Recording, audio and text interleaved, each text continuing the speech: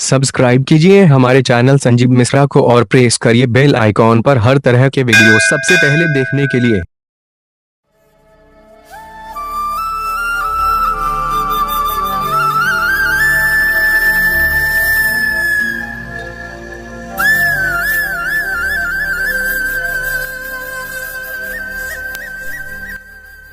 दोस्तों, यूं तो भारतवर्ष में कई सारे महत्वपूर्ण पर्व और त्यौहार हैं, लेकिन महाशिवरात्रि की एक अलग महिमा है। महाशिवरात्रि की पौराणिक कथाओं में एक प्राचीन कथा इस प्रकार है। पूर्व काल में चित्रभानु नामक एक शिकारी था। जानवरों की हत्या करके वह अपने परिवार को पालता था। वह एक साहूकार का कर्जदार भी था, लेकिन उसका ऋण समय पर न चुका सका।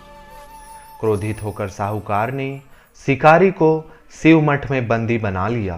संयोग से उस दिन शिवरात्रि थी। शिकारी ध्यानमग्न होकर शिव संबंधी धार्मिक बातें सुनता रहा। चतुर्दशी को उसने शिवरात्रि व्रत की कथा भी सुनी। शाम होते ही साहूकार ने उसे अपने पास बुलाया और ऋण चुकाने के विषय में बात की। शिकारी अगले दिन सारा ऋण लौटा देने का वचन देकर बंधन से छूट गया। अपनी दिनचर्या की भांति वह जंगल में शिकार के लिए निकला, लेकिन दिन भर बंदी गृह में रहने के कारण भूख प्यास से व्याकुल था। शिकार खोजता हुआ वह बहुत ही दूर निकल गया। जब अंधकार हो गया तो उसने विचार किया कि रात जंगल में ही बितानी पड़ेगी। वह वन एक तालाब के किनारे एक बेल के पेड़ पर चढ़कर रात बीतने का इंतजार करने लगा। बेल वृक्ष के नीचे एक शिवलिंग था जो बेल पत्रों से ढका हुआ था। शिकारी को उसका पता न चला। पड़ाव बनाते समय उसने जो टहनियां तोड़ी वे संयोग से शिवलिंग पर गिरती चली गई। इस प्रकार दिन भर भूखे प्यासे शिकारी का व्रत भी हो गया और शिवलिंग पर बिल्वपत्र भी चढ़ गए। एक पहर रात्रि बीत जाने पर एक गर्भिणी हिरणी तालाब पर पानी पीने पहुंची। शिकारी ने धनुष पर तीर चढ़ाकर ज्यों ही प्रत्यंचा खींची, हिरणी बोली, मैं गर्भिणी हूं, शीघ्र ही प्रसव करूंगी। तुम एक साथ दो जीवों की हत्या करोगे, जो ठीक नहीं है। मैं बच्चे को जन्म देकर शीघ्र ही तुम्हारे समक्ष प्रस्तुत हो जाऊंगी, तब मुझे मार लेना। शिकारी ने प्रत्यंचा ढीली कर दी और हिरनी जंगली झाड़ियों में लुप्त हो गई। प्रत्यंचा चढ़ाने तथा ढीली करने के वक्त कुछ बिल्वपत्र अनायास ही टूटकर शिवलिंग पर गिर गए। इस प्रकार उससे अनजाने में ही प्रथम प्रहर का पूजन भी संपन्न हो गया। कुछ ही देर बाद एक और हिरनी उधर से निकली। शिकारी की प्रसन्नता का ठिकाना न रहा। समीप आने पर उसने धनुष पर बाण चढ़ाया। तब उसे देख हिरनी ने विनम्रता पूर्वक निवेदन किया कि हे शिकारी, मैं थोड़ी देर पहले ऋतु से निवृत्त हुई हूँ, कामातुर विरहिणी हूँ, अपने प्रिय की खोज में भटक रही हूँ। मैं अपने पति से मिलकर शीघ्र ही तुम्हारे पास आ जाऊंगी। शिकारी ने उसे भी जाने दिया। 2 बार शिकार को खोकर उसका माथा ठनका। वह चिंता में पड़ गया। रात्रि का आखिरी पहर बीत रहा था। इस बार भी धनुष से लगकर कुछ बेलपत्र शिवलिंग पर जा गिरे तथा दूसरे प्रहर की पूजन भी संपन्न हो गई। तभी एक अन्य हिरनी अपने बच्चों के साथ उधर से निकली। शिकारी के लिए यह स्वर्णिम अवसर था। उसने धनुष पर तीर चढ़ाने में देर नहीं लगाई। वह तीर छोड़ने ही वाला था कि हिरनी बोली, हे शिकारी, मैं इन बच्चों को इनके पिता के हवाले करके लौट आऊंगी। इस समय मुझे मत मारो। शिकारी हंसा और बोला, सामने आए शिकार को छोड़ दूं? मैं ऐसा मूर्ख नहीं। इससे पहले मैं 2 बार अपना शिकार खो चुका हूं। मेरे बच्चे भूख प्यास से व्यग्र हो रहे होंगे। उत्तर में हिरनी ने फिर कहा, जैसे तुम्हें अपने बच्चों की ममता सता रही है, ठीक वैसे ही मुझे भी अपने बच्चों की ममता सता रही है। हे शिकारी, मेरा विश्वास करो, मैं इन्हें इनके पिता के पास छोड़कर तुरंत लौटने की प्रतिज्ञा करती हूँ। हिरनी का दीन स्वर सुनकर शिकारी को उस पर दया आ गई। उसने उस मृगी को भी जाने दिया। शिकार के अभाव में तथा भूख प्यास से व्याकुल शिकारी अनजाने में ही बेल वृक्ष पर बैठा बेल पत्र तोड़ तोड़कर नीचे फेंकता जा रहा था। पौ फटने को हुई तो एक हृष्ट पुष्ट मृग उसी रास्ते पर आया। शिकारी ने सोच लिया कि इसका शिकार वह अवश्य करेगा।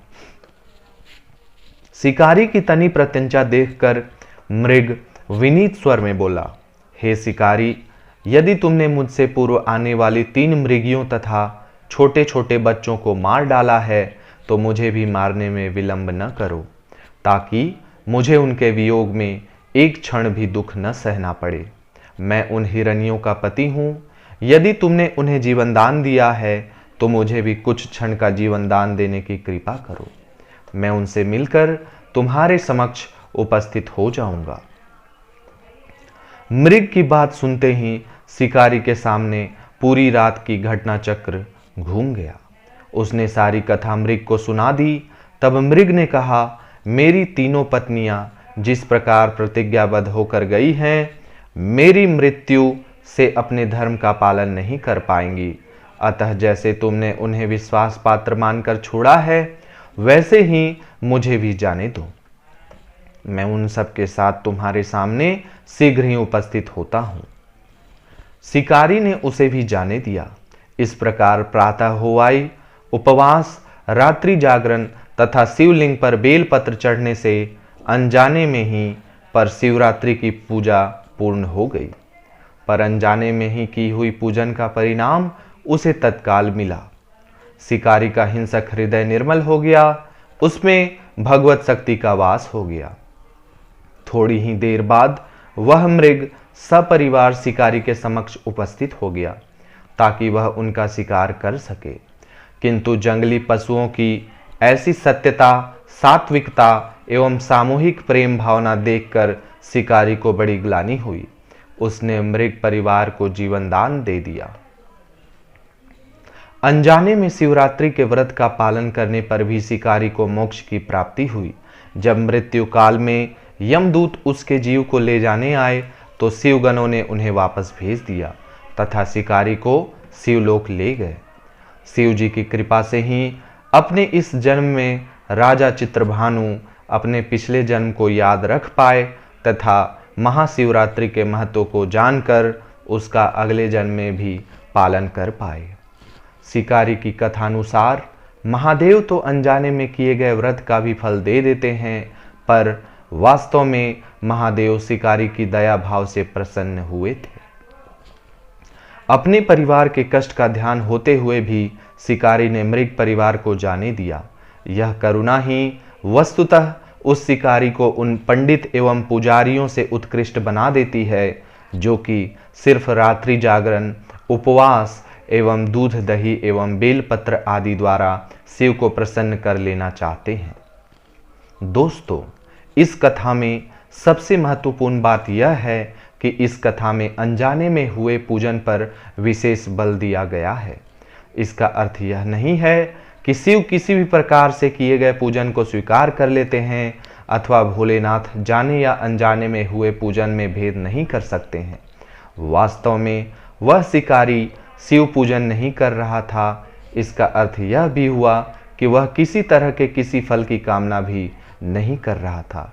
उसने मृग परिवार को समय एवं जीवन दान दिया जो कि शिव पूजन के समान है। शिव का अर्थ ही कल्याण होता है। उन निरीह प्राणियों का कल्याण करने के कारण ही वह शिव तत्व को जान पाया तथा उसका शिव से साक्षात्कार हुआ।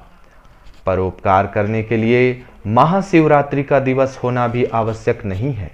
पुराण में 4 प्रकार के शिवरात्रि पूजन का वर्णन है।